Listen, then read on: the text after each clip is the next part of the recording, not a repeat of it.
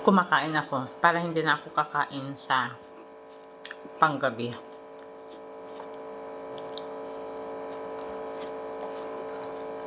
So, nakakabawas ng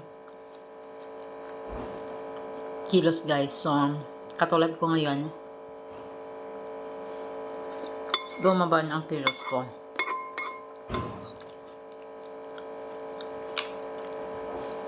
Dati ako 58 plus, magpi-59 ako, ganun. Ngayon, 56.9 na lang. Pero ang dapat sa akin, sa height kong 5'2", kailangan ko ng 55 kilos lang. Yun ang tama sa akin. Timbang.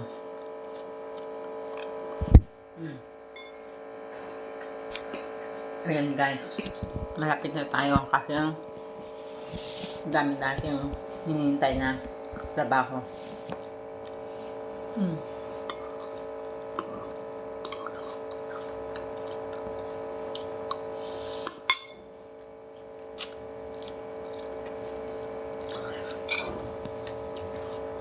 Bye-bye, guys. I love you all.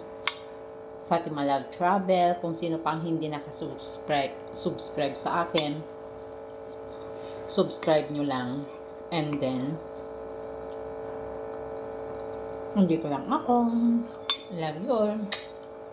Bye-bye.